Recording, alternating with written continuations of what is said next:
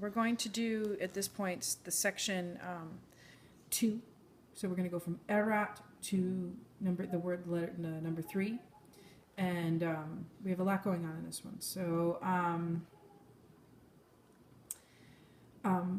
erat goes with summa difficultas, that's nominative.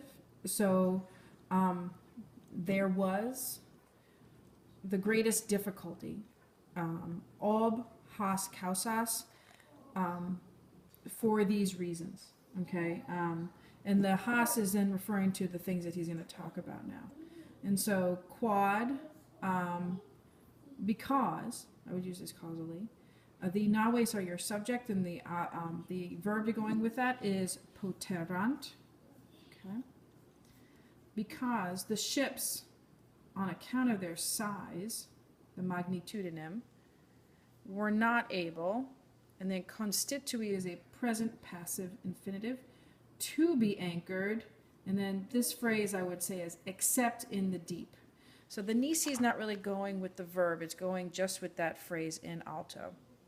And then, so I'll read that again. So there was summa difficultas nominative ob has causas, because the naves, on account of their magnitudinem, were not able to be constitute, to be anchored, except in the deep. And then alto there is a substantive.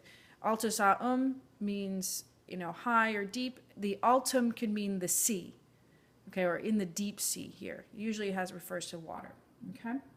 Now this next part, from militibus to erat pugnandum, is a bit of a doozy. What you have here is a massive passive periphrastic, where your main verb is deciliendum, consistendum, and pugnandum, and they're all governed by erat, this one erat.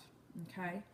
So it had to be these verbs in the passive by the soldiers, which is going to sound a little weird in the passive. You can retranslate it in the active, but we can start it in the passive to start with.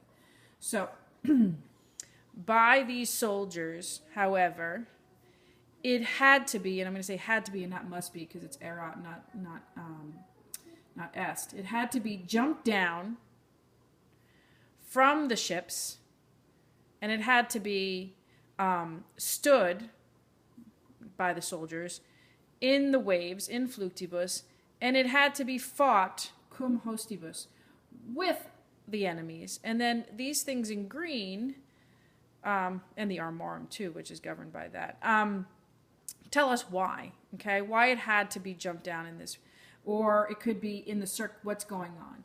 However, okay, it had to be jumped down and stood in the water and fought, and then it had to be fought. You can do this as an ablative absolute for all of these, or you could make ignotis locis as a in unknown places and in foreign places, in places that were not recognizable to them. So this is a new place for the Romans. They've never been here before.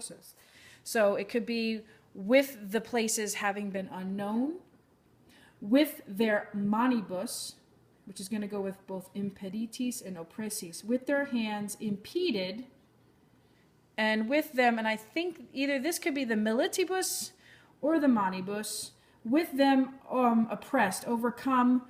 It could be their hands. I think it could be the soldiers, or I think I like it better with grammatically with the hands. With their hands having been oppressed, overwhelmed, with the magno et gravi onere armorum, with the great and heavy burden, armorum, genitive plural, of their arms, of their weapons. Okay, so let's do that again. So the soldiers, however, with the places having been unknown, or in unknown places, with their hands having been impeded or hindered, and with these same hands, again, oppressed or overwhelmed with a great and heavy onere, this is from onus, onerous, ablative, burden of genitive plural arms. At the same time, it must be, and this is, I love this, that at the same time he had to do all these things. And it's showing how difficult the first battle is here, and it kind of reminds me of the Battle of Normandy. At the same time, they had to jump down. They had to jump down from their ships, and they had to stand in the waves, and they had to fight with the enemy. So automatically, Julius Caesar is explaining to us how difficult this invasion is, and so they're really starting off in a difficult foot.